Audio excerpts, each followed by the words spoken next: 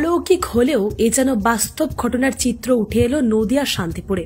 একেই বলে ভক্ত আর ভগবানের মেলবন্ধন। আমার কিছুই চাই না, ভক্তি ভরে শুধু আমাকে পুজো করো, এভাবেই ভক্তকে বারে বারে স্বপ্নদেশ দেন তারা মা। নদিয়ার শান্তিপুরের বেলঘড়িয়া 2 নম্বর পঞ্চায়েতের অন্তর্গত খাপড়াডাঙ্গা গ্রাম। এই গ্রামে গত 3 মাস আগে ববিতা বিশ্বাস নামে এক গৃহবধূ তার পরিবারকে নিয়ে বসবাস করতে শুরু করে। স্বামী প্রতিবন্ধী হওয়ায় স্বামীর সঙ্গে ফুচকার ব্যবসায় হাত লাগিয়ে কোন রকমে সংসার চালাচ্ছিলেন তিনি। কিন্তু মা তারার ভীষণ ভক্ত ওই গৃহবধূ। দিন কয়েক আগে ওই গৃহবধূ যখন বাড়িতে ভক্তির সঙ্গে পুজোয় ব্যস্ত ছিলেন, হঠাৎই তার ভর ওঠে। তখনই মা তারা আদেশ দেন 22 হাত রূপে পুজো করতে, কিন্তু সামর্থ্য কোথায়। পরবর্তীতে মা তারাকে পুজো না দেওয়ায় আবারও একাধিকবার স্বপ্নাদেশ দিতে শুরু করেন মা তারা। আগামী মাঘ মাসের মঙ্গলবারের তিথিতে পুজো করার আদেশ দেন বারেবার ওই গৃহবধূকে। এরপরেই ওই গৃহবধূ সমস্ত ঘটনা খুলে বলেন গ্রামবাসীদের। গৃহবধূর কথায় এগিয়ে আসেন গ্রামবাসীরা।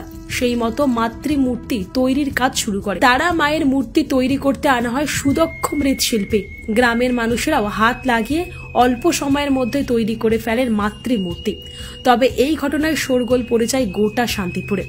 মায়ের মূর্তি দেখতে ছুটে আসে অসংখ্য ভক্তবৃন্দরা, আর স্বপ্নাদেশে মায়ের আরাধনায় ব্রতী হন গ্রামের মানুষও।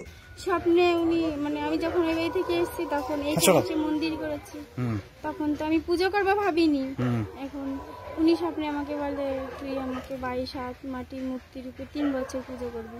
আমি বলি আমি কি করে করবো, আমার তো সামর্থ্য নাই, আমি কি করে করবো। উনি আমাকে বলে কি সময় হলে সমাধান পাবি, সময় হলে সমাধান পাবি, এরকম শুধু বলে। এবার হচ্ছে একদিন আমি পাশের বাড়ির দিদাকে বলছি, ওর বাবাকে বললাম, বাবা বলছে কি তুমি ক্ষমা টমা চাও। আমি তো এবার ওনার মূর্তি মন্দিরে রাখতে পারবো না, তো আমি 22 হাত রূপে কি করে পুজো করবো। এবার ওই দিদাকে বললাম, এবার দিদা বললো কি তাহলে তুমি মায়ের কাছে পুজো দাও, পুজো দিয়ে তুমি শোনো কি বলতে চাই। এবার যখন মন্দিরে পুজো দিতে গেলাম, পুজো দেওয়ার সময় তখন আবার আদেশ দিল,